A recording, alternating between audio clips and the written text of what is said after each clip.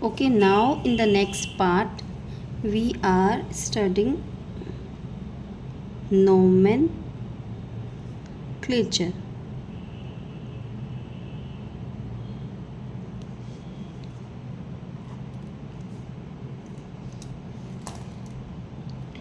Nomenclature, यहाँ पे आपकी बुक जो कहती है वो पहले सुनते हैं, देखते हैं बुक में क्या लिखा है. Okay, hence there is a need to standardise the naming of living organisms such that a particular organism is known by the same name all over the world. This process is called nomenclature. Simple. According to your book, कि अगर आप एक animal, एक organism, plant, algae, fungi या something else को एक ही नाम दें जो ऑल ओवर वर्ल्ड जाना जाए, this process is called nomenclature. A particular species name is a particular word in all over world. एक स्पीशीज़ का एक पर्टिकुलर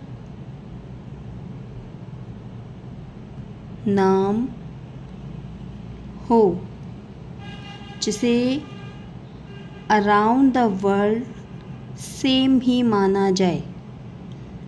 ठीक है. फॉर एग्ज़ाम्पल, आपको कहीं और जाने की ज़रूरत नहीं है. आपका जो अपना साइंटिफिक नेम है homo sapiens, this is genus and then is species. ठीक है. अगर आप कहीं पे भी जाकर ये कहते हो कि I am a homo sapien, हाँ, दिस इज़ करेक्ट.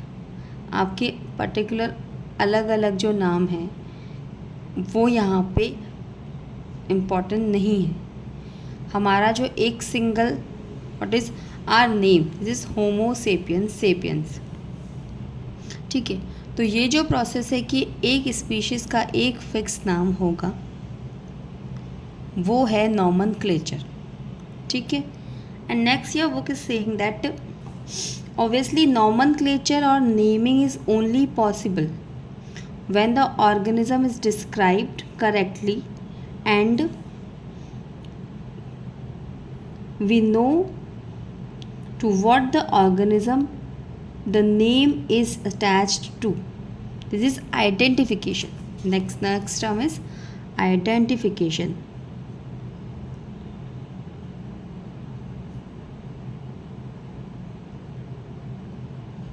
ठीक है. नॉमेनक्लेचर करना चाहते हैं, किसी स्पीशीज़ को नाम दिया, तो किसी स्पीशीज़ को नाम देना, डिफ़ाइन करना तभी पॉसिबल है जब आप ऑर्गेनिज़म को ढंग से डिस्क्राइब कर सकते हैं, अच्छे से उसके बारे में समझा सकते हैं. जैसे कि होमो सेपियंस के बारे में बात करेंगे तो उनके पास में क्या क्या चीज़ें हैं, ऑर्गेनिज़म कैसा दिखता है, ये आपको पता है. There is a mirror image for you, कि आपने आपको मिरर में देखा, आप समझ गए कि एक होमो सेपियंस का स्ट्रक्चर कैसा होता है. ठीक है.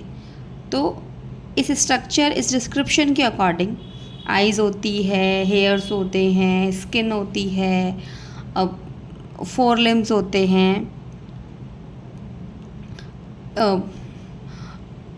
तो इस तरह की जो डिस्क्रिप्शन के अकॉर्डिंग आपने एक नॉमेनक्लेचर किया, एक पर्टिकुलर स्पीशीज़ को उसका नाम दिया. अब उसके अकॉर्डिंग आप उस स्पीशीज़ को नाम दे रहे हो और उसी तरह के व्यक्ति को देख के पहचान सकते हो कि this is Homo sapiens.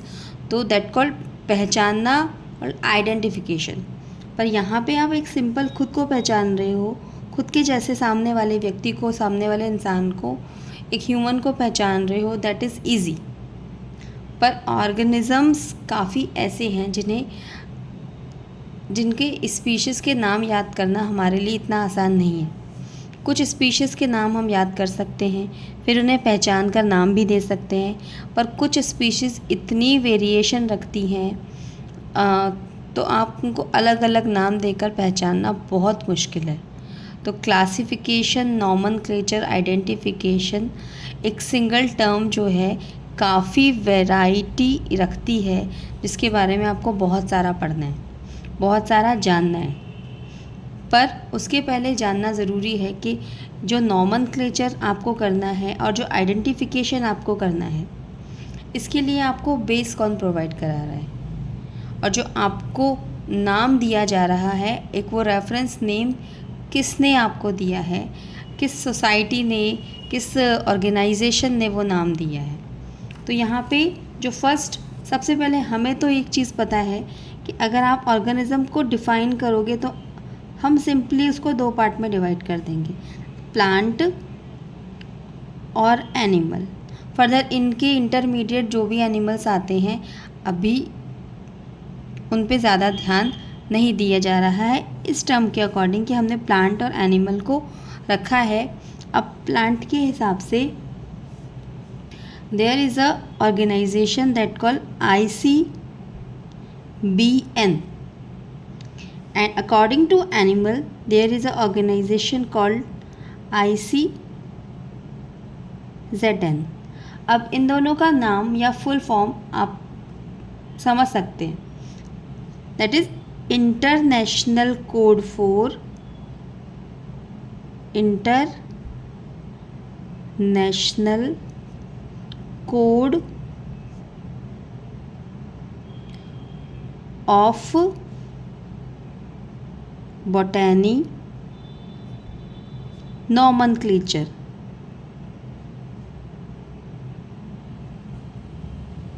International code of botany nomenclature, तो इसका नाम भी आप समझ सकते हो।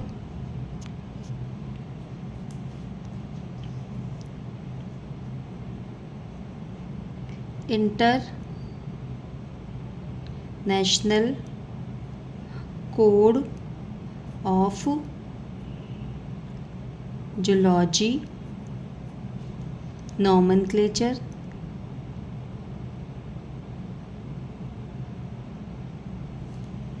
International code of zoology nomenclature. ठीक है, this is the point. International code of botany nomenclature, international code of zoology nomenclature, ये 2 ऑर्गेनाइजेशन हैं जिन्होंने हमें साइंटिफिक नेम प्रोवाइड किए। ठीक है, इनके बेसिस पे आपको साइंटिफिक नेम प्रोवाइड किया जा रहा है। दैट वन टाइम मैं आपको रीड करके बताती हूँ। In the order to facilitate the study, number of scientists has established procedures to assign a scientific name to each known organisms। अब यहाँ पे जैसे जैसे रिसर्च होती जाती है वैसे वैसे साइंटिस्ट इस बारे में बात करते हैं और समझते हैं कि ऑर्गेनिज्म को साइंटिफिक नेम देना ज़रूरी है। This is the acceptable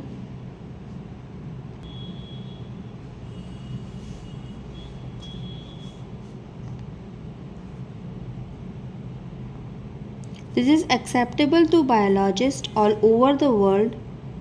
For plants, scientific names are been based on agreed principle and criteria which are provided in International Code of Botanical Nomenclature. And you may ask how the animals named. Animal taxonomists have evolved International Code of Zoological Nomenclature. The scientific name assure that each organism has only one name. Point it, only one name. Description of any organism should enable the people in any part of the world to arrive at the same name. They also ensure that such a name has not been used for any other known organisms. ठीक है, यहाँ पे समझने वाली चीज़ ये है कि एक ऑर्गेनिज्म का एक साइंटिफिक नेम है, यानी कि एक ऑर्गेनिज्म सिंगल ऑर्गेनिज्म का नहीं, इट इज़ स्पीशीज़। एक सिंगल ऑर्गेनिज्म स्पीशीज़ का एक सिंगल नेम है, दैट इज़ साइंटिफिक नेम, जिसे ऑल ओवर द वर्ल्ड उसी नाम से जाना जाएगा और उस नाम को किसी और ऑर्गेनिज्म स्पीशीज़ को नहीं दिया जाएगा। इन 2 चीज़ों के बारे में इंश्योर किया गया है इन दोनों ऑर्गेनाइजेशन के अकॉर्डिंग। ICBN और ICZN। ठीक है, अब बात करते हैं आगे। इस तरीका क्या अपनाया गया, कैसे कैसे क्लासिफिकेशन को आगे बढ़ाया गया, क्या तरीका आजमाया गया। तो यहाँ पे सबसे पहले जो तरीका आजमाया गया, जो रिसर्च की गई, that is binomial nomenclature. This is binomial nomenclature given by Carolus Linnaeus. ठीक है, बायोलॉजिस्ट थे कैरोलस लीनियस, और स्पेसिफिकली उन्होंने अपना खुद का नाम इस मेथड के अकॉर्डिंग रखा। इस मेथड को एक्सप्लेन करने के लिए। यहाँ पे सिंपल तरीका है इस मेथड को एक्सप्लेन करने का। किसी भी ऑर्गेनिज्म का नाम, जैसे आपका नाम, सबसे सिंपल तरीका मैं यहाँ पे काम में ले रही हूँ, क्योंकि आपको ये तरीका हमेशा याद रहेगा। आप जब भी काम में लेंगे आपको अपने नाम से डिस्क्राइब करना इजी रहेगा। ठीक है, अभी इजी इसलिए क्योंकि अभी इम्पॉर्टेंट है कि आपको चैप्टर को समझना है। बाद में चीज़ें आप अपनी तरह से एप्लीकेबल कर सकते हैं, उनको समझ सकते हैं, अप्लाई कर सकते हैं। चैप्टर्स में बहुत सारे साइंटिफिक नेम याद कर सकते हैं, पर अभी आप इसे समझिए। This is Homo sapiens. होमोसेपियंस में एक जो नाम है, दिस इज जीनस। सेकंड जो नेम है, दिस इज स्पीशीज। ठीक है, this is generic name, this is species epithet. Epithet को थोड़ा सा आगे एक्सप्लेन करेंगे हम क्लासिफिकेशन में। अभी आपको एक चीज़ समझनी है कि व्हाट इज़ बायोनोमियल। बाय शब्द का मीन्स यहाँ पे टू है, टू पार्ट्स का नाम, या एक नाम जो टू पार्ट्स में है। Homo sapiens, this is genus, this species.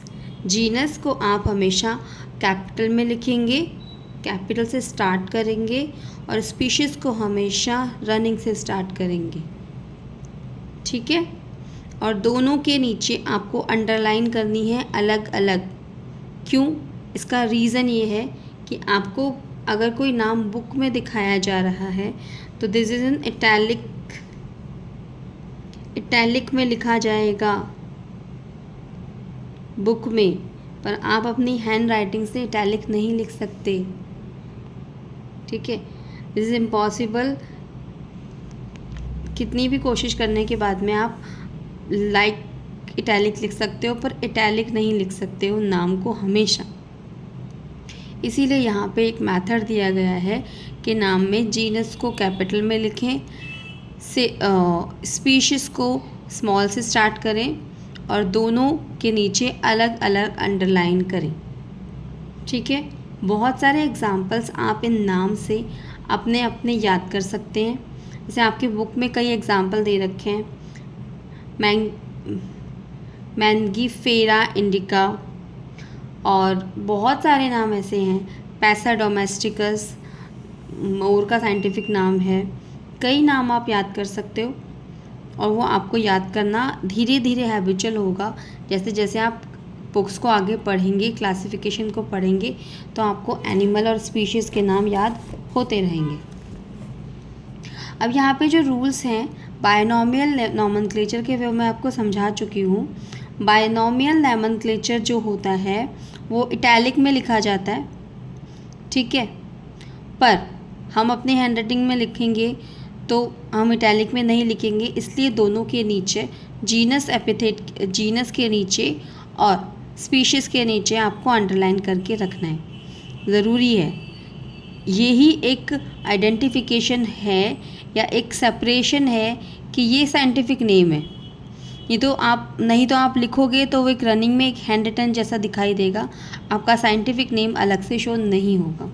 तो ये एक उसका इंडिकेटर है कि आपने एक साइंटिफिक नेम लिखा है। ठीक है, अब इसके आगे जो आपके चैप्टर में आएगा वो आएगा क्लासिफिकेशन, कि किस तरह से क्लासिफिकेशन किया जाता है, किस बेसिस पे क्लासिफिकेशन किया जाता है, और क्लासिफिकेशन के मेथड क्या हैं, पॉइंट्स क्या हैं, उनमें कौन कौन से टर्म्स आपके पास में काम में आएंगी, जिनके कुछ टर्म्स के मैं आपको यहाँ पे नाम लिख कर दे रही हूँ। उसके बाद में आप उन टर्म्स को समझेंगे। चैप्टर में आगे आपको कौन कौन से टर्म्स समझने हैं उनके बारे में एक ब्रीफ में आपको मैं लिख कर दे रही हूँ कि आपको आगे इस चैप्टर में क्या क्या समझना है। दिस इज़ द पॉइंट कि आप अपना चैप्टर रीड करोगे तो आगे वीडियो देखकर इसे आप समझ लोगे। First term is classification. Then classification जब आप पढ़ने लगेंगे तब आपके पास में आएगा टेक्सा। उसके बाद आपको सिस्टमैटिक्स का मतलब समझना है, सिस्टमैटिक्स। देन सिस्टमैटिक्स के बाद में आपको समझना है taxonomic keys, categories, taxonomic categories, कि कैसे कैसे आप क्लासिफाइड करेंगे। अब कैटेगरीज के according arrangement of taxa, systematics, इनमें आपको कई चीज़ें समझाई जाएंगी। ठीक है, और उनके टर्म्स मैं आपको पहले ही बता रही हूँ। जैसे आप जब समझने लगेंगे, आप जब सुनने लगेंगे, एक्सप्लेनेशन सुनेंगे, तब आपको ये चीज़ें थोड़ी सी ईजी लगेंगी। दैट इज़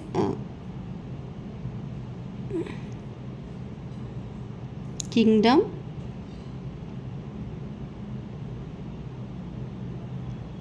क्लास, ऑर्डर, इधर बीच में फाइलम, इधर आना चाहिए फाइलम। ठीक है, लिख तो पॉइंट्स तो मैं कहीं लिख सकती हूँ, बट एक हमेशा एक अरेंजमेंट के साथ में चलेंगे तो आप इस तरह ही लिखने की कोशिश कीजिए। किंगडम, फाइलम, क्लास, ऑर्डर,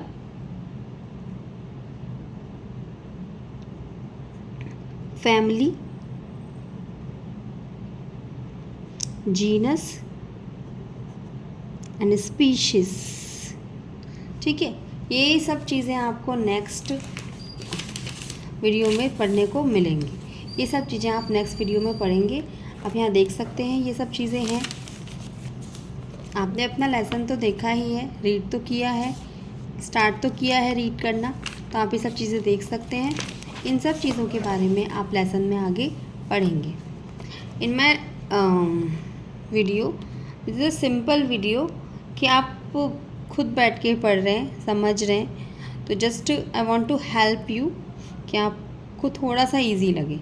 ये चीज़ें आपको नेक्स्ट आगे पढ़नी है, ये जो चीज़ें आपको नेक्स्ट आगे पढ़नी है, आगे वीडियो में मैं एक्सप्लेन करने की कोशिश करूँगी। ठीक है, ओके, थैंक यू।